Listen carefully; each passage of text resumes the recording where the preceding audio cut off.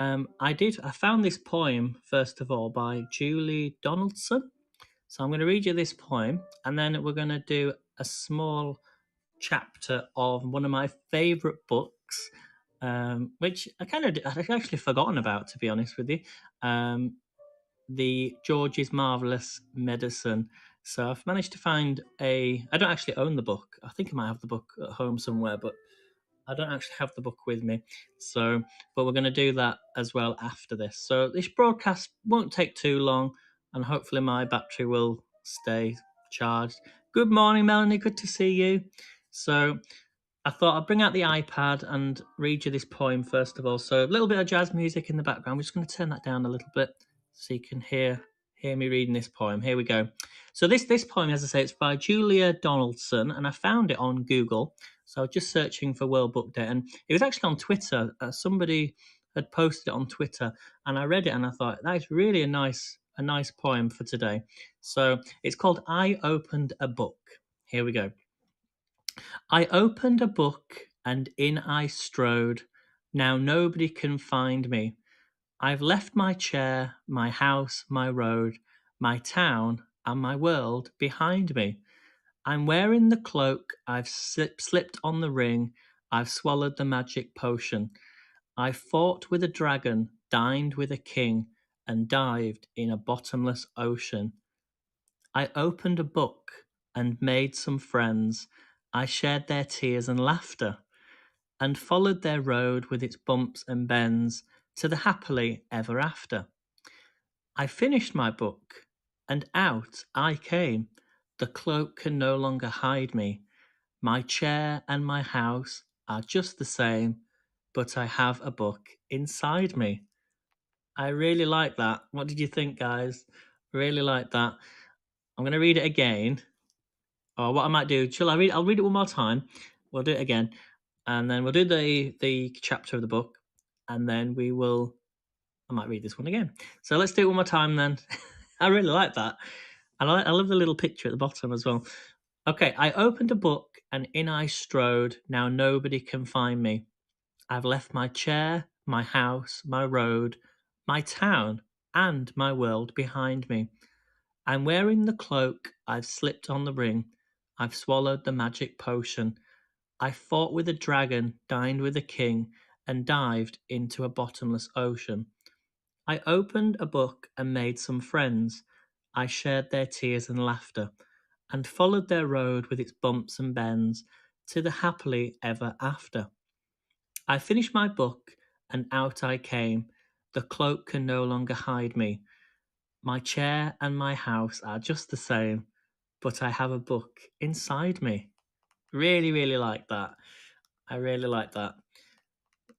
So yeah, if you want to steal that, Melanie, you can do. As I stole it from somebody on Twitter. So I really like that. No, I specifically like this part here where it said, I shared their tears and laughter, making some friends after last night. That was so funny. If you've not watched Melanie's broadcast from last night, please go and watch it. Right, so what I'm just going to do, I'm just going to turn off the video just a second. I'm using the tripod that's only got 2 legs, so hopefully it won't fall over.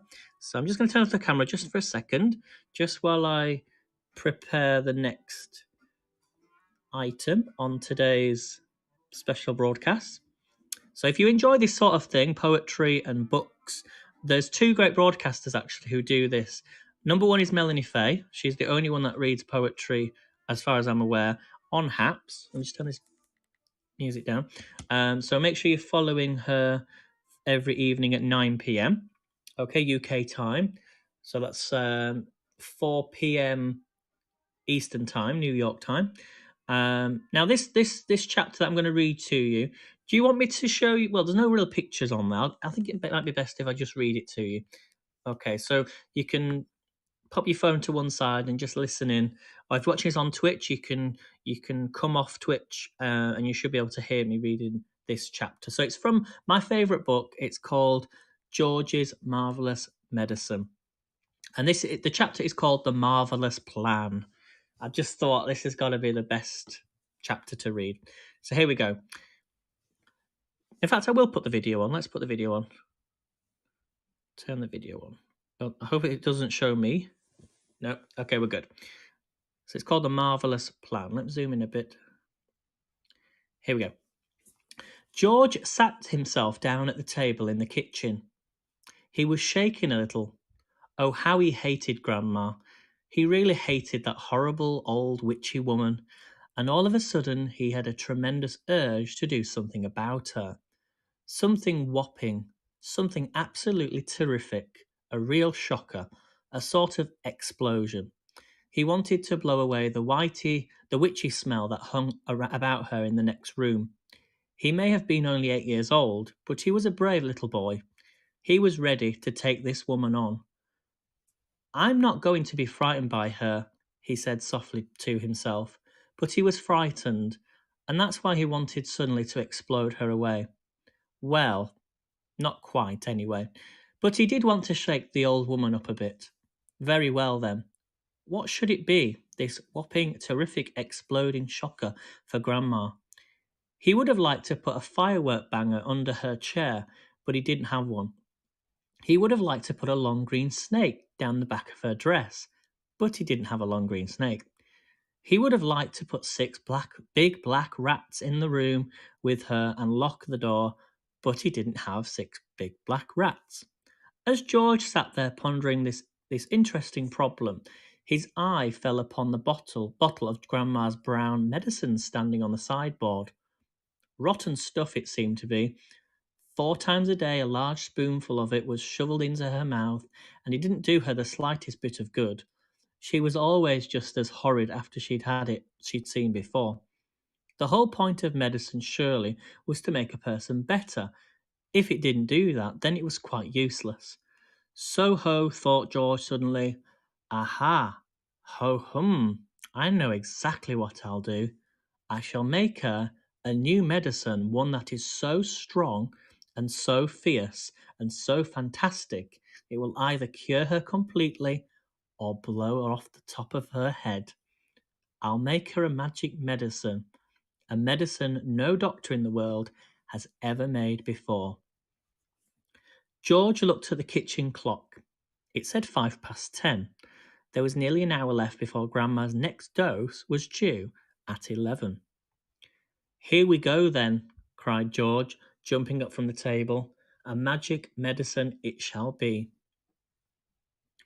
So give me a bug and a jumping flea, give me 2 snails and lizards 3, and a slimy squiggler from the sea, and the poisonous sting of a bumblebee, and the juice from the fruit of the jujube tree, and the powdered bone of a wombat's knee, and 100 other things as well, each with a rather nasty smell. I'll stir them up, I'll boil them long, a mixture tough, a mixture strong, and then, hi-ho, and down it goes, a nice big spoonful. Hold your nose. Just gulp it down and have no fear. How do you like it, Granny dear? Will she pop? Will she explode? Will she go flying down the road? Will she go poof in a puff of smoke, start fizzing like a can of Coke? Who knows? Not I. Let's wait and see. I'm glad it's neither you nor me. Oh, Grandma, if you only knew what I have got in store for you. Okay, this next chapter, George begins to make the medicine. So George took an enormous saucepan out of the cupboard and placed it on the kitchen table. George, came the shrill voice from the next room. What are you doing? Nothing, Grandma, he called out. You needn't think I can't hear you just because you closed the door. You're rattling the saucepans. I'm just tidying the kitchen, Grandma. Then there was a silence. George had absolutely no doubts whatsoever about how he was going to make his famous medicine. He wasn't going to fool about wondering whether to put it in a little bit of this or a little bit of that. Quite simply, he was going to put in everything he could find. There would be no messing about, no hesitating, no wondering whether a particular thing would knock the old girl sideways or not. The rule would be this: Whatever he saw, if it was runny or powdery or gooey, in it went. And nobody had ever made a medicine like this before. If it didn't actually cure Grandma, then it would anyway cause some exciting results. It would be worth watching. George decided to work his way around the various rooms one at a time and see what they had to offer. He would first go to the bathroom. There are always lots of funny things in a bathroom. So upstairs he went, carrying the enormous two-handled saucepan before him. In the bathroom, he gazed longingly at the famous and dreaded medicine cupboard, but he didn't go near it. It was the only thing in the entire house he was forbidden to touch. He had made solemn promises to his parents about this, and he wasn't going to break them. There were things in there they had told him that could actually kill a person, and although he was out to give Grandma a pretty fiery mouthful, he didn't really want a dead body on his hands. So George put the saucepan on the floor and he went to work. The number one was a bottle called Golden Gloss Hair Shampoo. He emptied it in the pan. That ought to wash her tummy nice and clean, he said. He then took a full tube of toothpaste, squeezed out the whole lot of it in one long whir. Maybe that will brighten up those horrid brown teeth of hers, he said. Then there was an aerosol can of super foam shaving soap belonging to his father. George loved playing with aerosols. He pressed the button and kept his finger on it until there was nothing left. A wonderful mountain of white foam built up in the giant saucepan. With his fingers, he scooped out the contents of a jar of vitamin-enriched face cream. In went a small bottle of scarlet nail varnish. And if the toothpaste doesn't clean her teeth, George said, then this will paint them as red as roses. He found another jar of creamy stuff labelled hair remover. Smear it on your legs, it said, and allow to remain for 5 minutes. George tipped it all in the saucepan. There was a bottle of yellow stuff inside it called Dishworth's famous dandruff cure, and in it went. There was something called Brilliant for cleaning false teeth. It was a powder. It was a white powder, in that went too. He found another aerosol can, Nevermore Ponking Deodorant Spray, guaranteed, it said, to keep away unpleasant body smells for a whole day.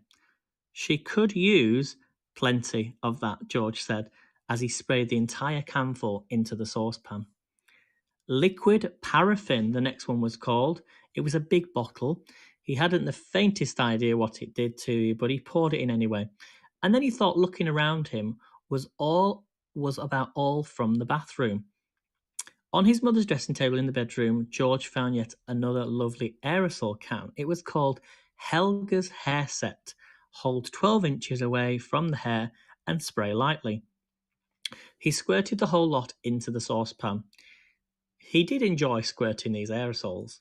And then there was a bottle of perfume called Flowers of Turnips. It smelled of old cheese. In it went. And in too went a large round of box of powder. It was called Pink Plaster. There was a powder puff on top, and he threw that in as well for luck. He found a couple of lipsticks. He pulled the greasy red things out of their little cases and added them to the mixture. And then the bedroom had nothing more to offer, so George carried the enormous saucepan downstairs again and trotted into the laundry room where the shelves were full of all kinds of household items. The first one he took down was a large box of Super White for automatic washing machines. Dirt, it said, will disappear like magic. George didn't know whether Grandma was automatic or not, but she was certainly a dirty old woman.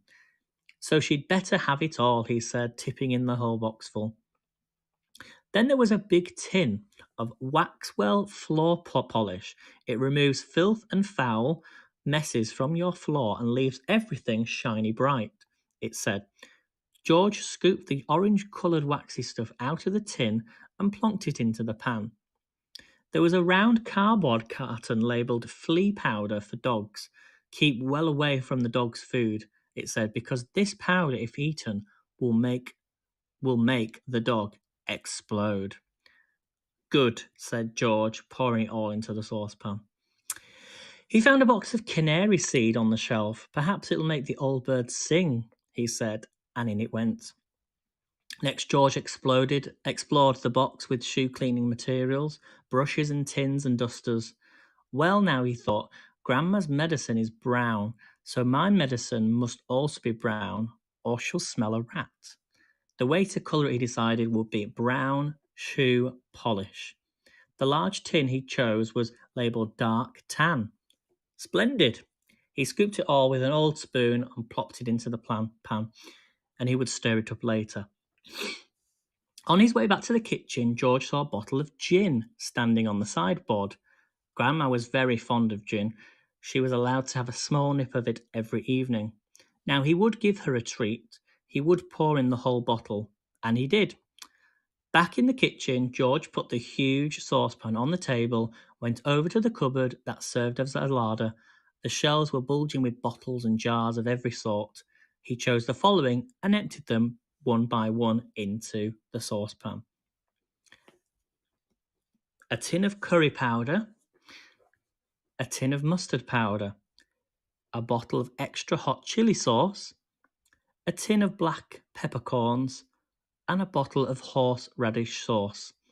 There, he said out loud, that should do it. George came the screechy voice from the next room. Who are you talking to in there? What are you up to? Nothing, Grandma, absolutely nothing, he called back. Is it time for my medicine yet? No, Grandma, not for another half an hour. Well, just see you don't forget it. I won't, Grandma, George answered. I promise I won't. Okay, this next chapter is called Animal Pills. Here we go. I think this is the part when he gives Grandma the medicine. Here we go.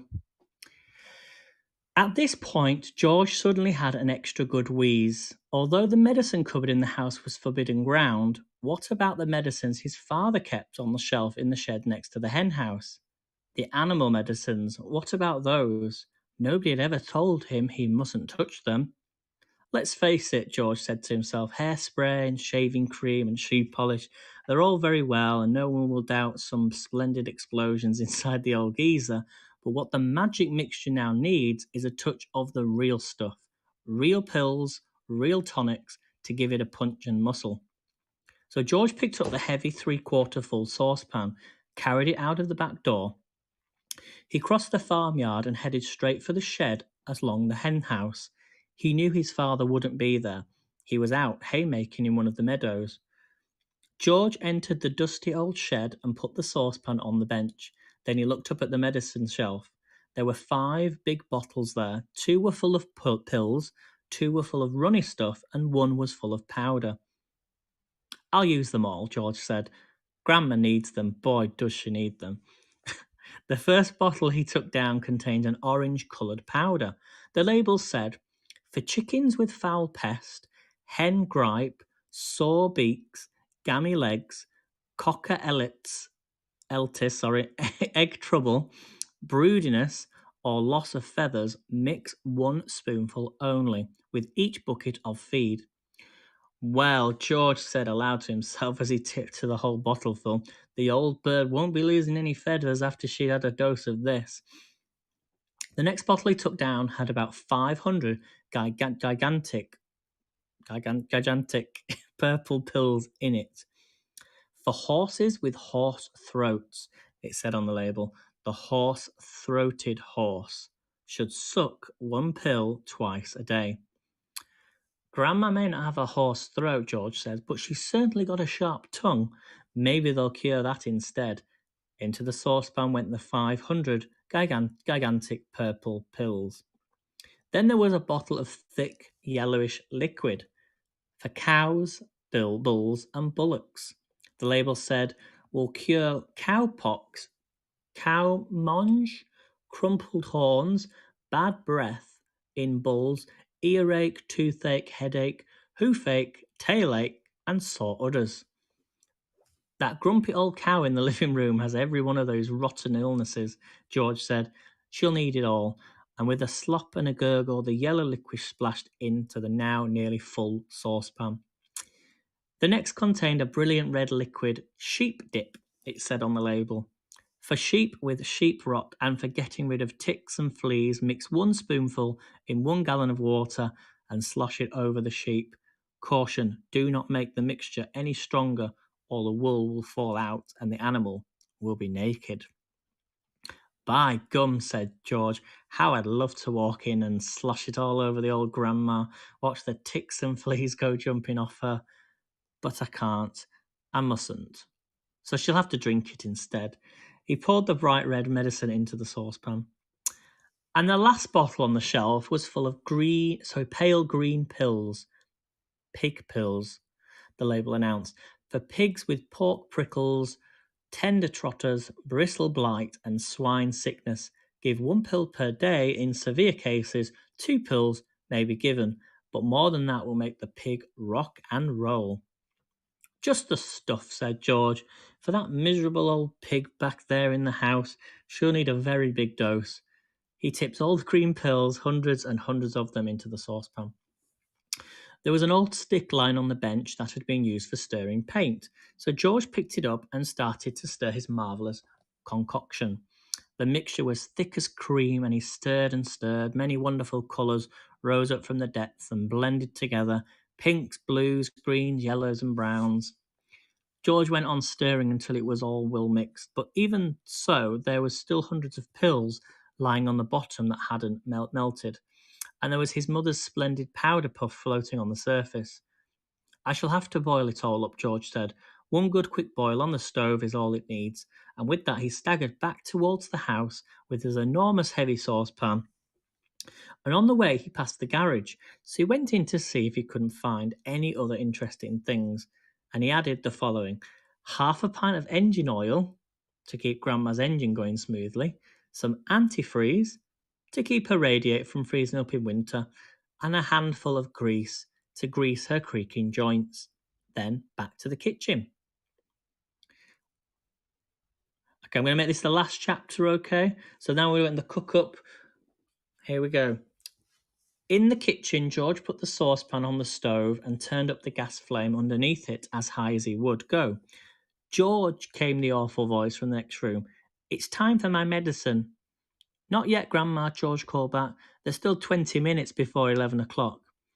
What mischief are you up to in there now? Granny screeched. I hear noises. George thought it's best not to answer this one. He found a long wooden spoon in a kitchen drawer and began stirring hard. The stuff in the pot got hotter and hotter. Soon the marvellous mixture became to froth and foam.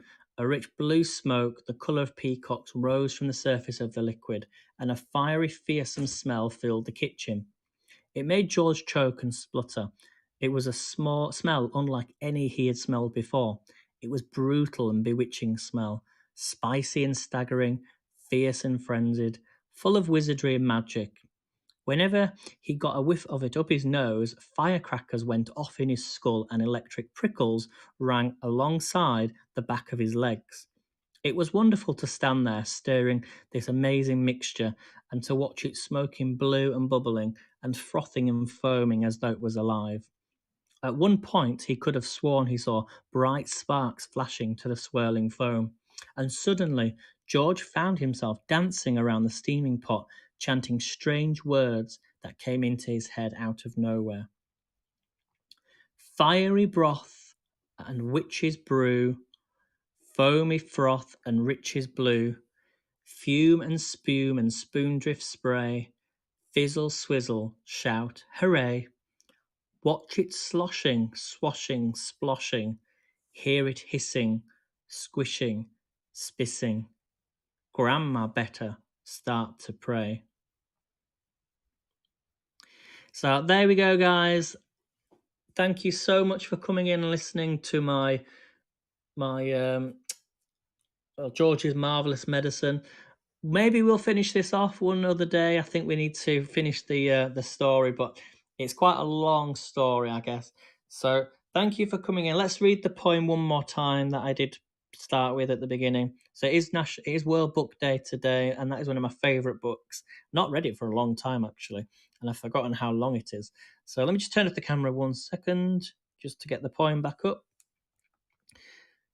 So you're all intrigued now to see what happens to Grandma. So we will finish it off one day, maybe next Thursday. We'll come back next Thursday and we'll finish that off. And we'll do a few more chapters next week. So let me bring up the poem. Okay, here's the poem that I did right at the beginning. Okay, let's flip the camera, turn the camera on. Okay, so this is what I started with. It's called I Opened a Book, and this is just for World Book Day. Here we go. I opened a book, and in I strode. Now nobody can find me.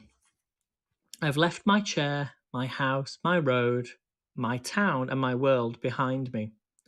I'm wearing the cloak, I've slipped on the ring, I've swallowed the magic potion. I've fought with a dragon, dined with a king, and dived in a bottomless ocean. I opened a book and made some friends. I shared their tears and laughter, and followed their road with its bumps and bends to this happily ever after.